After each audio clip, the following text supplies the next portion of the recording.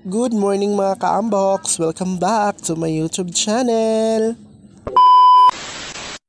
So ayan guys, dito na nga po tayo. Yan, tumulong na po ako guys. Ayan, nahulog ako patay.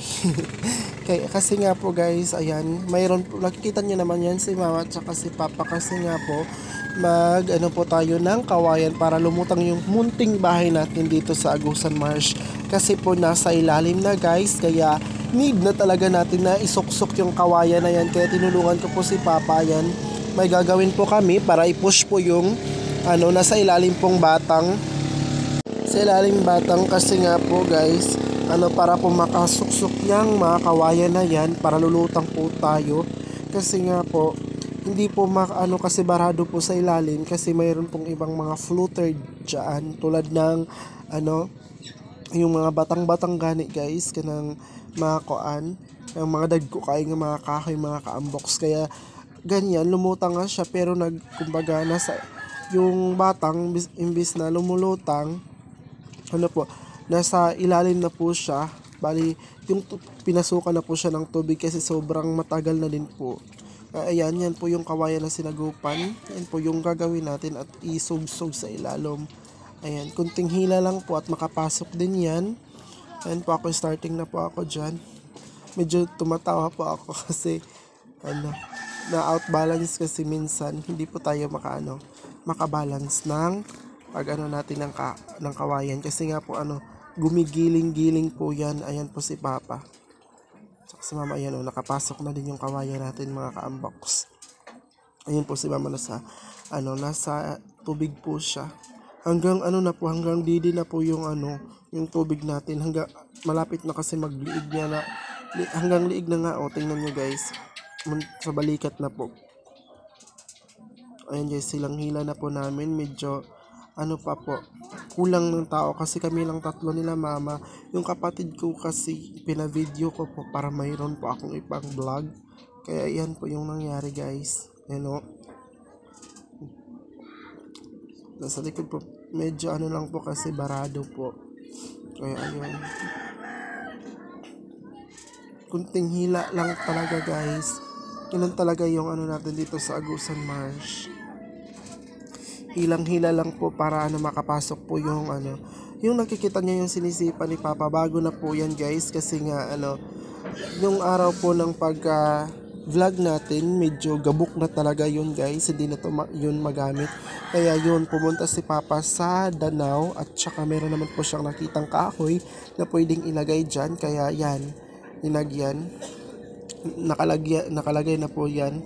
Tsaka yan po yung kapatid ko guys, tumulong na din siya kasi para din naman kumbaga lugdang ba kay dili na mo kaya kung kami lang tulo, kailangan din pa jud tao. So ayun guys, yun na po yung nahatak na nga pero para talagang hindi talaga siya comfortable kumbaga ba kasi mayroon pong sa ilalim. Parang sumabay po yung pag niya, impact sa ilalim, kaya hindi talaga makapasok yung kawayan natin. Kaya hilang-hila pa po yon. Medyo lang po, barado talaga.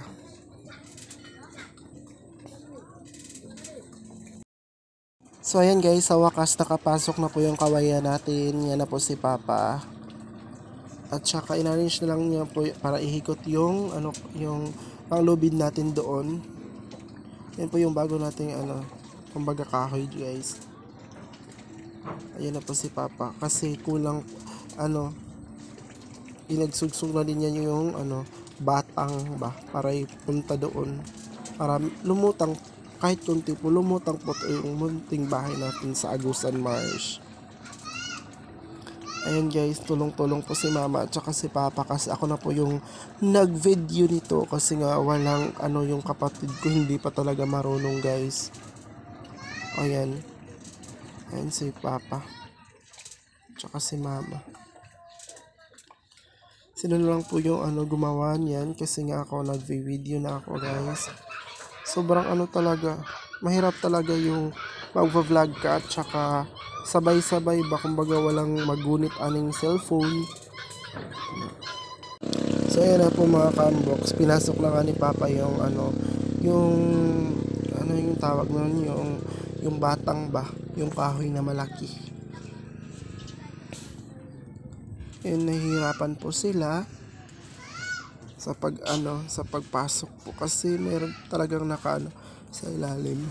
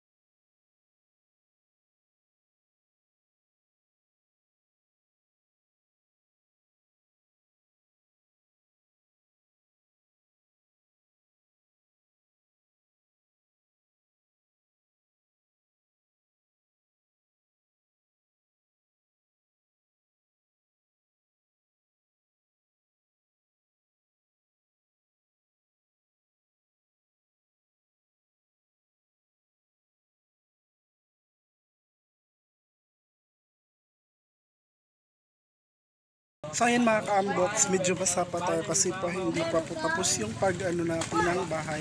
Kasi po yung floating house natin nasa ilalong po guys, kaya inunan po ng floating para po lumitaw po yung floating house natin. Kaya yun po yung tendency niya.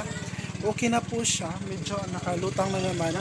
Pero guys, kulang pa talaga siya. Tsaka nakabili naman kami ng ganon. Ay, hindi pala yun. Kinuha pala ni Papa doon. Siya na po yung nagtumba niyan. Hindi po ako nakapag-vlog before kapag kuha nito at sa pagsuksok nito. Kasi nga po, lobat yung cellphone ko. Kasi po guys, dito sa amin, itong cellphone po kasi kaya burnout dito sa amin kasi nga baha. Kaya lobat yung cellphone ko noon. Kaya ngayon lang po ako nakapag-vlog. Kaya ito na po yung vlog natin ngayon. So ayan po, change na po yan. Yung natin is gabuk, nakaayo. Pero now, okay na po kasi meron na pong bago. At sa makikita niyo naman guys, tulong-tulong kami sa pag ng floating natin. Kanin sinagupan na ng kawayan, di pa man ta maka-afford kay wala pa tay money. So kato lang gisagop dito maoy among dito para maka-floating ni. So thanks God kasi okay naman yon kasi parang lumitaw naman yung bahay natin kahit papaano po, nakatulong naman po yun. Makikita niyo naman guys. O diba, nakalutang na talaga yung house natin dito sa Agusan Marsh. Kaya nandun po sila mama at saka si papa kasi hindi pa tapos. Kaya nagano pa sila ng pisik para ihukot dito sa kahoy dito nga area. Dito nga part dapat dito ihukot ang balay para dili maanod pagawas dito sa Agusan Jod. So at the same time po, it's okay naman po tayo, okay naman po ito. Kulang nga ng scooter pero okay naman na kahit pa paano lumitaw na yung floating house natin. What?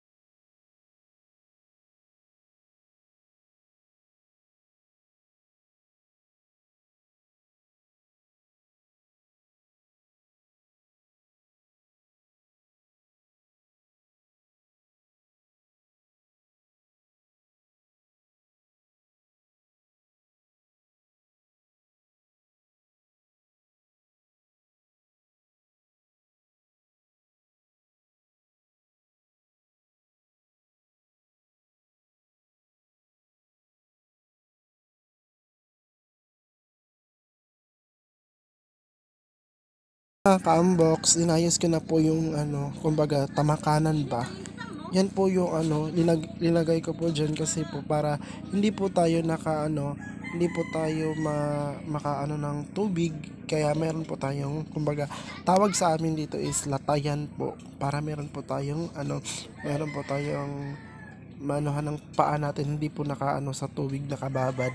Kaya yan, inayos ko na po yan guys, hanggang sa ma-form ko talaga yan lahat, kasi nga po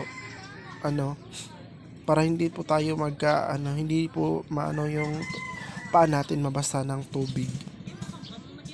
So ayan guys, na-form ko na po yung nasa unahan. Tsaka isusunod ko na po yung nasa gilid po. Ayan po. Medyo may butas po kasi wala na po tayong makuha ang tabla. Kaya ayan, nagpatulong na po ako dyan sa kapatid ko, kasi nga po hindi mabigat talaga ang mag-it ng ibang tabla guys. Kaya ayan, nagpatulong na ako dyan sa kapatid ko.